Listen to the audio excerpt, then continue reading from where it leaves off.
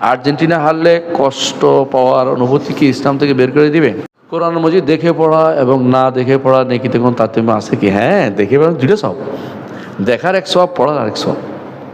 এই জন্য কোরআন মজিদ আপনি মোবাইলের থেকে উত্তম হচ্ছে মোসাফ নিয়ে পড়া। মোসাফের থেকে একটু কম হচ্ছে যে ব্যক্তি মোবাইল দেখে দেখে পড়া।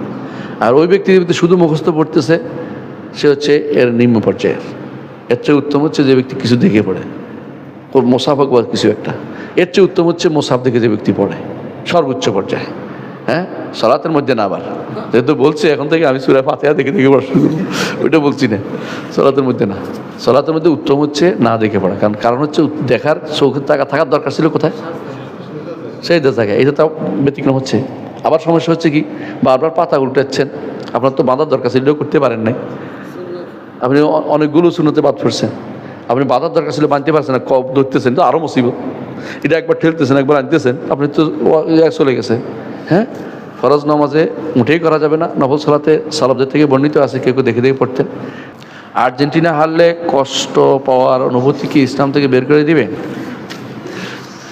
এই কষ্ট যদি কোনো হয়, স্বাভাবিক কষ্ট থাকতেই পারে, একটু গুনাহ হবে। আর যে এই কষ্ট যদি কোনো আল্লাহর দিন চলে গেলে যে কষ্ট হয় তার থেকেও বেশি হয়ে যায়, তাহলে বোঝা গেল আপনি আর্জেন্টিনার ইবাদত করছেন। এদিন ভয়াবহ কোনটা করছেন আপনি সিদ্ধান্ত নেবেন। আমি তো আপনার মনের ভিতরে ঢুকিনি, আমি বলতেও পারবো না কি করছেন আপনি।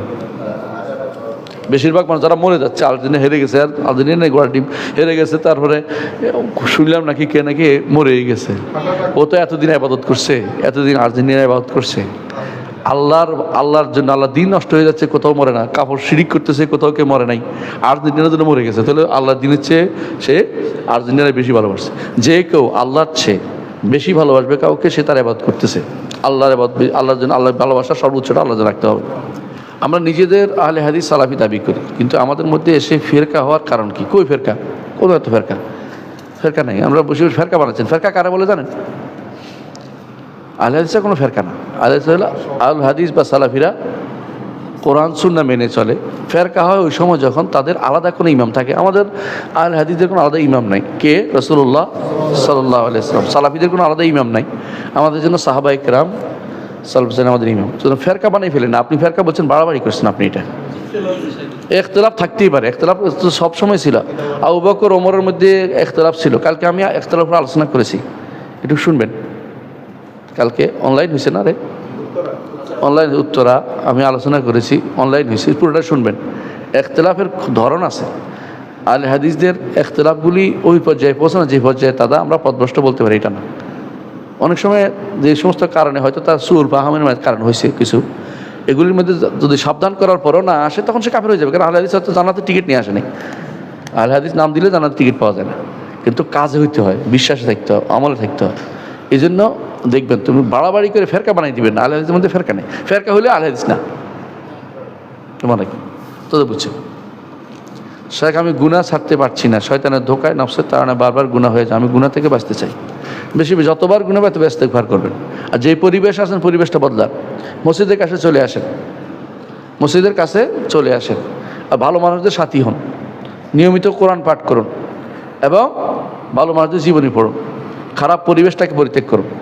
ওই ব্যক্তির কথা মনে আছে তো, 100 জন হত্যা করার পরে পরিবেশ ভালো করার জন্য সফর করছে, আল্লাহ তাকে ক্ষমা করে দিয়েছে। আপনিও ক্ষমা পাবে যাবেন ইনশাআল্লাহ। আর আপনার যে মনের অনুশোচনা আছে, এইটাতে তাড়না আছে, নফসের তাড়নার কথা আপনার মনে আছে, এটাই বুঝে যে আপনি ইনশাআল্লাহ ভালো করবেন। আপনি শুধু তওবা ইস্তেগফার করে যান। জাতীয়তাবাদের আকীদা কি ইসলাম থেকে বের করে দিবে? হ্যাঁ, জাতীয়তাবাদ যদি এমন পর্যায়ে যায় যে জাতীয়তাবাদের তো স্রষ্টা মনে করে, যারা জাতীয়তাবাদ পড়ায়, যারা মূল লেখছে যারা জাতীয়তাবাদ নিয়ে, হ্যাঁ, কওমিয়া যেটাকে বলে, কওমিয়াকে তারা স্রষ্টাই মনে করে যে এইটাই সব কিছু। এমন এমন জিনিস ছেড়ে দেয় ইসলামের কারণে, তখন শিরিক হয়, কুফর হয়, বিভিন্ন কারণে বেরিয়ে যায়। সাধারণভাবে একজন মানুষ নিজের জাতির পরিচয় নিষিদ্ধ না। যেমন আমি বাঙালি জাতি, রাসূল নিজেও বলছেন যে অমুকি, যেমন হ্যাঁ রোমি অমুকি, যে তার পরিচিতির জন্য কোনো নিষিদ্ধ নাই। কিন্তু এটা যেন ঘর তুমি তাআসসুব যখন করা হবে, তখন কখনো শিরিক, কখনো কুফর, কখনো নিফাক, কখনো হারাম, কখনো জায়েজ, সব হয়। মনে কখনো বিভিন্ন অবস্থা তৈরি হয়। এর বিস্তারিত আলোচনার বিষয়। আমাদের মধ্যে একটা খুতবা আছে জাতীয়তাবাদের উপরে, খুতবা আছে, দেখে নিন।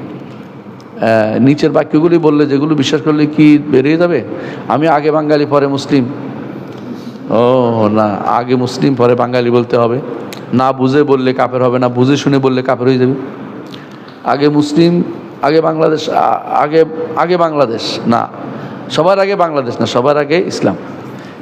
এখন যদি ইসলাম অনেকে আছে সবার আগে বাংলাদেশ বোঝাচ্ছে ইসলাম বিরোধিতা করার জন্য না, সবার আগে বাংলাদেশ মানে দেশকে আমরা ভালোবাসি, সবার আগে অন্য সব দেশের আগে আমি দেশকে ভালোবাসি, ভালোবাসতে পারে, মানুষের জন্মস্থানের প্রতি মানুষের টান থাকে, দেশের প্রতি একটা টান থাকে, টান থাকতে পারে, এই জন্য নিষিদ্ধ না। কিন্তু এটা যদি বলা হয় ইসলামের আগেও বাংলাদেশ, তাহলে কাফের।